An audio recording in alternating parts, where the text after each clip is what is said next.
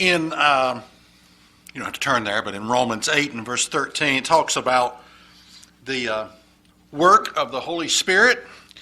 It says, "For if you live after the flesh, you shall die.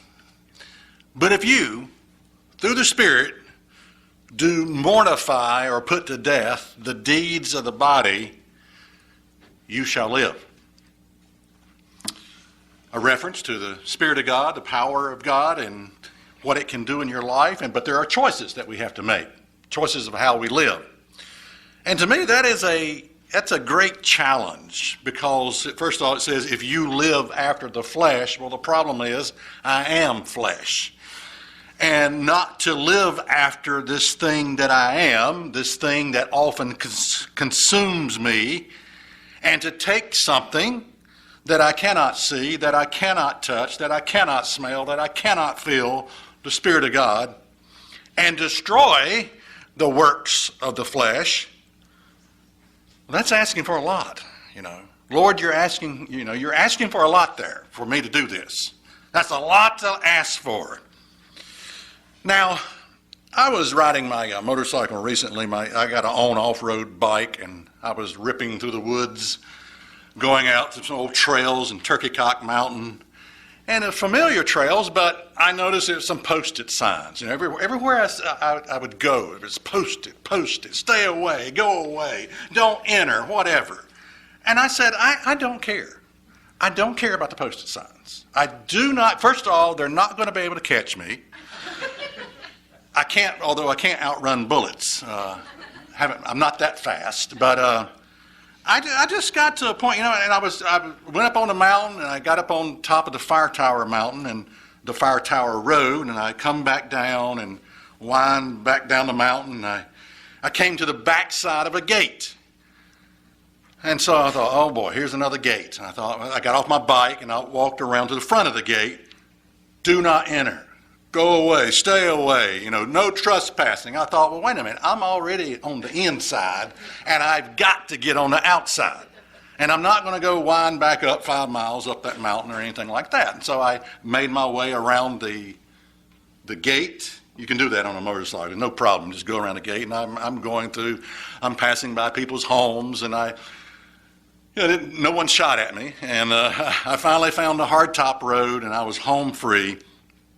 But, the bottom line is I just sometimes get sick of what's right and what's wrong, There was a song, signs everywhere, a sign, do this, don't do that, can you read the sign? And I just get fed up with it sometimes, There was another song by Bob Seger, Roll Me Away, and he talks about getting on his big two-wheeler. And he said, I was tired of fighting my own war. And later in the song, he says, I'm sick of what's wrong and what's right. Now it's something I could relate to. The prodigal son. We don't know his story before he became the prodigal son or left home or whatever. But maybe he had gotten to a point where he was just sick and tired of what was right and what was wrong. Maybe he had gotten to a point where he was tired of fighting his own war. Maybe he got tired of the comparison with brothers. You don't measure up. You're not like this. You're not like your good brother over here, and all the comparison. And maybe he just got to a point where he was sick of what's right and what's wrong, sick of fighting his own war. Now, obviously, the end results of all of this is not good.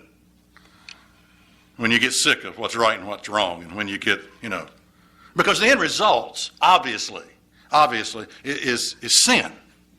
You fall short when you come to this point. So I want to talk about what do you do when you get tired of fighting your own battles, when you get sick of what's right and what's wrong. First of all, what leads us to this point? Because I think there are things that lead us to this point. Maybe you're traveling down a road and you don't realize it, but you're traveling down a road that's going to lead you to the jumping off point. Well, the first thing I think that may lead us to this is Ecclesiastes 7 and verse 16. Ecclesiastes 7 and verse 16.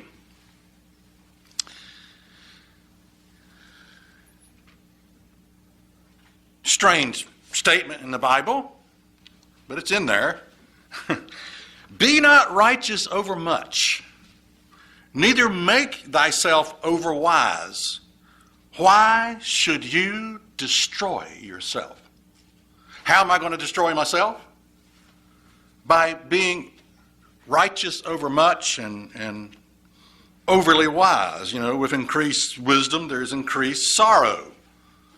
If you're a bookworm, you're reading about everything. You're studying more and more and more and more, and you're reading all the conspiracy theories and everything. And you get to a point. It's like the more knowledge, the more wisdom you have, the more miserable you become, because you know a lot. You know the way it should be, and it's not that way. With increased wisdom, there's increased sorrow.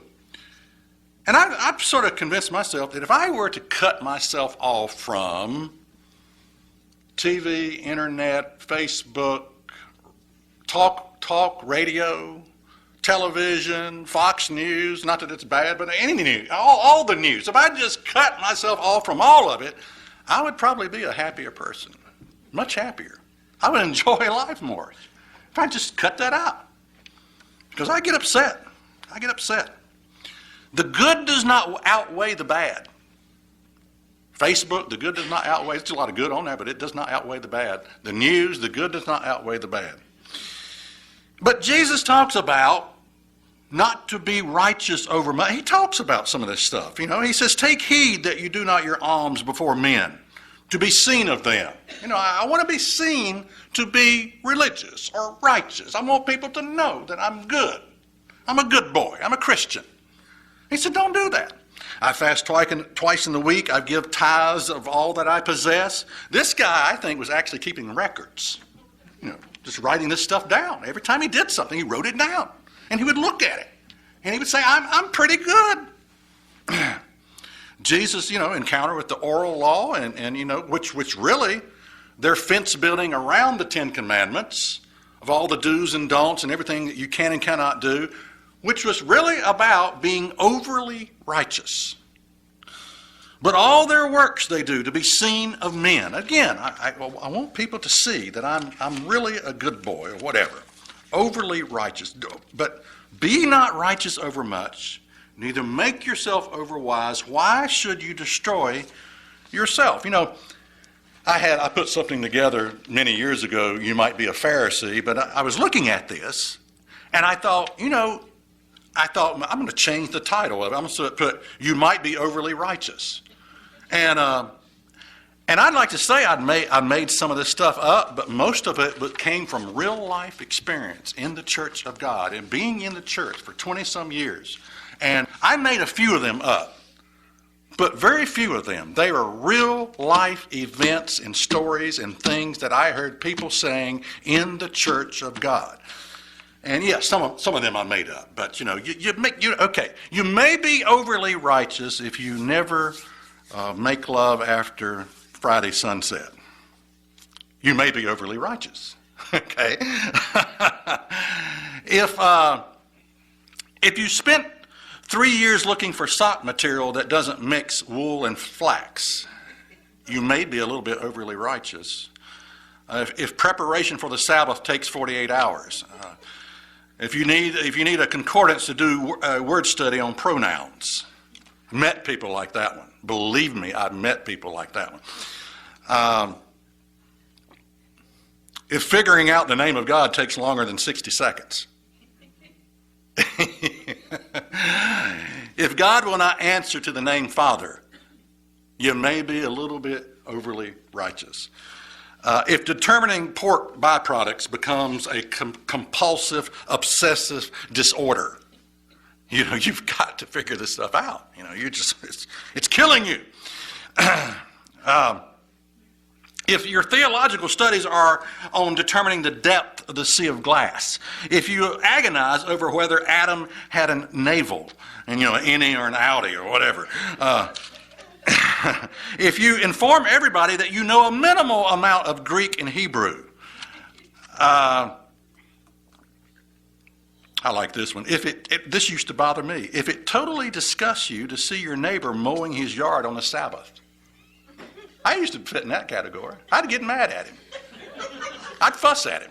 Not one-on-one, but I would drive by and, what are you doing? If you can't figure out when the sun sets. If words like new moon, conjunction, equinox, round disc are a regular part of your vocabulary. If in sharing the gospel of Jesus Christ you mention the words male phallic symbol and the origins of church steeples. If a fly lands in holy water, is the fly sanctified or is the water polluted? If this is an intriguing question, or if you know the answer to that question, you might be just a little bit overly righteous. And, I concluded this, and I was looking at this, I put, while many of these may be funny, the majority of them can only be understood within the confines of the churches of God. To an outsider, and the outsiders are the ones we're trying to reach. Has that dawned on anybody yet? I wonder, you wonder, okay, we're not trying to reach each other in the church. We're trying to reach the people out there. They would seem ridiculous and incomprehensible.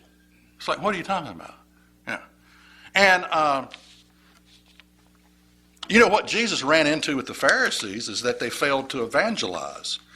Do you realize that with his encounter, with what they had developed with their religion, is they didn't have any buyers. No one wanted it. If people look at you and say, well, thanks, but no thanks, that's a problem. If we build a wall up that cannot be crossed, and the sad thing is, if you fit into this category of being too righteous, you will say, well, the reason no one follows me is because they can't measure up to my standard of morality. Is the reason. That's the road you're going to go down if you fit into that category. Hopefully, none of us fit into that category.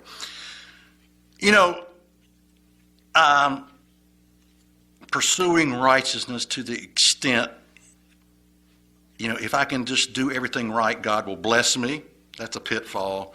If we can get all our doctrines right, then God will just he'll fill this church building. If we can get all of our doctrines right. That's a pitfall right there that people fall into. Church of God forums, sometimes I look at them on Facebook and I think, I know where that's going. Just by the title of it. Overly righteous. So be not righteous overmuch, neither make yourself overwise. Why should you destroy yourself? I think you can come to a point where, you get to a point and you say, where you get tired of fighting your own battles, where we get sick of what's right and what's wrong. I'm sick of what's right and what's wrong. So how do we come to this jumping off point? Number 2, the frustrations that come from overcomplicating your life can lead to this, I believe. Now, when I talk about overcomplicating your life, I'm not so much talking about the physical aspect, although you can go down that road too. You can have too much going on, but, we're physical, and that's probably a good thing to have a lot going on. But I'm talking about mental frustrations, like trying to fix everything, trying to solve all the world's problem, trying to fix Christianity. I've gone down that road. It's just, you can frustrate yourself to death. And the only problem you've been called to solve is your own. And you can spend the rest of your life in that area. But in Romans 16 and verse 19, it says this. It says, for your obedience is come abroad unto all men. I'm glad, therefore, on your behalf, but yet I would have you wise unto that which is good and simple concerning evil. Man, that's a powerful statement, one that I need to learn. Wise concerning that which is good. Now, what's a definition of wise to that which is good? Well, it's defined in the Bible, Philippians 4 and verse 8. Finally, brethren, whatsoever things are true, whatsoever things are honest, whatsoever things are just, whatsoever things are pure, whatsoever things are lovely, whatsoever things are of a good report, if there be any virtue, if there be any praise, think on these things. That's so simplistic, so powerful, very good. But it says simple concerning evil. Man, I need to work on this one.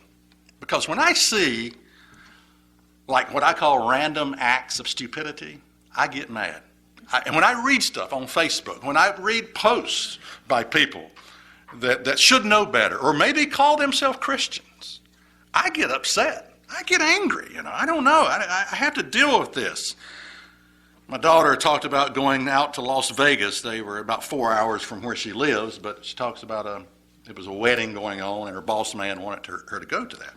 And she said, Daddy, I understand what you go through now when you don't like to be around a lot of people and big crowds. Said this place was crazy, Las Vegas. Said there were like strip clubs and women standing outside with nothing but I think just paint,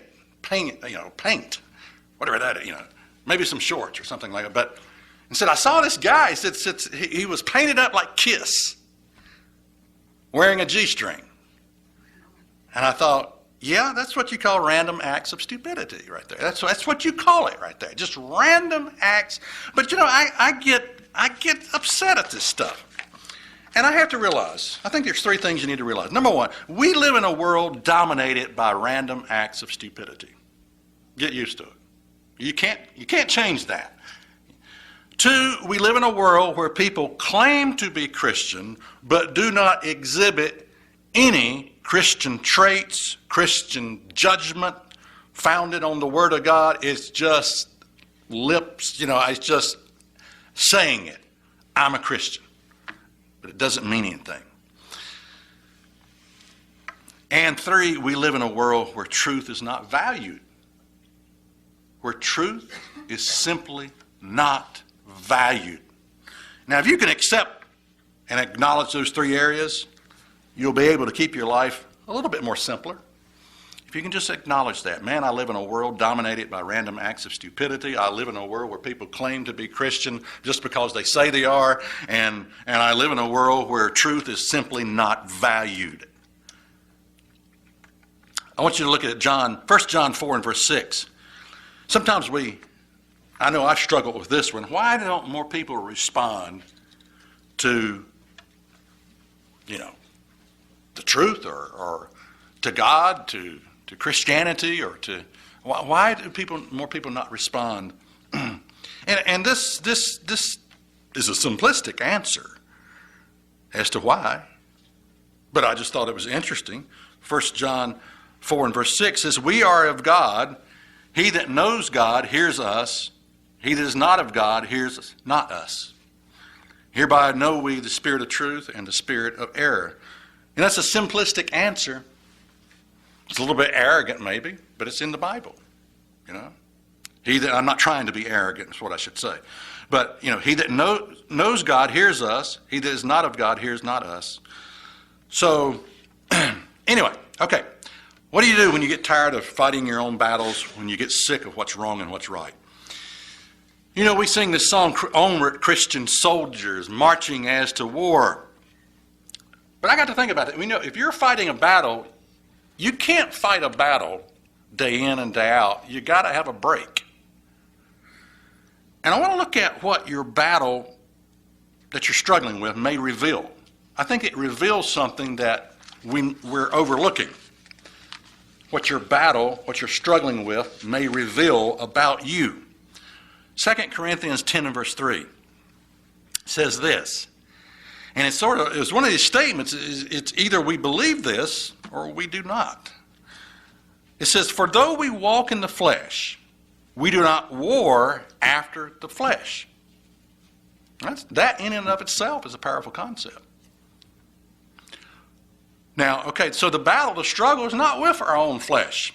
And the reason is because of the Spirit of God, "For the weapons of our warfare are not carnal, but mighty through God to the pulling down of strongholds, casting down imaginations and every high thing that exalts itself above the knowledge of God, and bringing into captivity every thought to the obedience of Christ, and having in a readiness to revenge all disobedience when your obedience is fulfilled." Now, okay, so here we are on the day of Pentecost. We have the Spirit of God. Now, I can understand how a person void of the Holy Spirit could get tired of fighting his own battle because he has no weapons.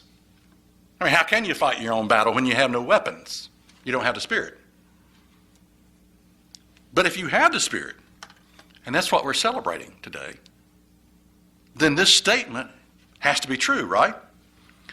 Though we walk in the flesh, we're not warring against our own flesh, because the weapons of our warfare are not carnal, but mighty to the pulling down of strongholds, casting down imaginations, bringing into captivity every thought to the obedience of Christ, and having in a readiness to revenge all disobedience. So if you're struggling, now don't jump to conclusion and say, well, my fighting, this battle that I'm fighting must mean that I don't have the Spirit of God. I'm not going there. I don't want to go there. I think our battles reveal something about us. Our wars reveal something about us, and it is this. You know, someone said that change is easy. Once you know what to do, once it's laid out, you've got a plan, okay, change is easy. The hard part is knowing that you need to change. That's the hard part. In other words, when the light goes off and you say, hey, I need to change something about myself. I got a struggle going. I've got a battle going on, and probably the best way to handle this is to change something about me. The hardest part is not change. The hardest part is knowing that you need to. I think our battles, our wars against the flesh, reveal that we have convinced ourselves. In other words, the reason they exist is because we have convinced ourselves that we don't need to change. We've sold ourselves on that idea. I'm okay. And that's why the battle continues. I'm okay. I don't need to change. And again, I come to a point to whether I believe 2 Corinthians 10 verse 3, either I believe that or I don't. Having a readiness to revenge all disobedience. Though we walk in the flesh, we're not warring after the flesh. Okay, so what do? When you get tired of fighting your own battles, when you get sick of what's right and what's wrong? Last one is to realize sin is stupid. It's just stupid. I mean, I was thinking, you think, okay, you've got this man who's married, and he leaves this, he has an affair with this woman who's also married, and she makes the decision, she's married, she makes the decision to be unfaithful. He makes the decision to be unfaithful. They have an affair. I mean, think about it. What does unfaithful plus unfaithful equal?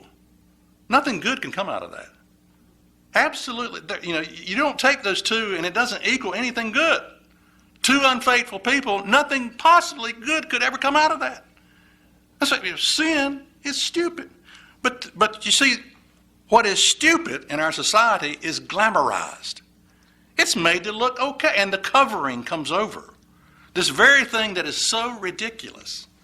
Two unfaithful people coming together. Boy, this is going to work. It's going to work great. Yeah, I bet it is. Nothing good could ever come out of it. But our society glamorizes that which is stupid. Galatians 6 and verse 7 says, "Be not deceived, God is not mocked, for whatever a man sows, that shall he also reap. For he that sows to his flesh shall of the flesh reap corruption, but he that sows to the Spirit shall of the Spirit reap life everlasting. And let us not be weary in well-doing." And boy, I just want us to think about, don't become weary in doing the right thing. For in due season we shall reap. You're going to reap if we faint not. Don't become weary in doing the right thing, because there is a danger of just that. Every morning you get up and you say, hey, I'm going to do the right thing. The world's not doing the right thing, but I don't want to be like everybody. I don't want to be like the rest of the world. Any dead fish can float downstream. So what do? When you get tired of fighting your own battles, when we get sick of what's wrong and what's right?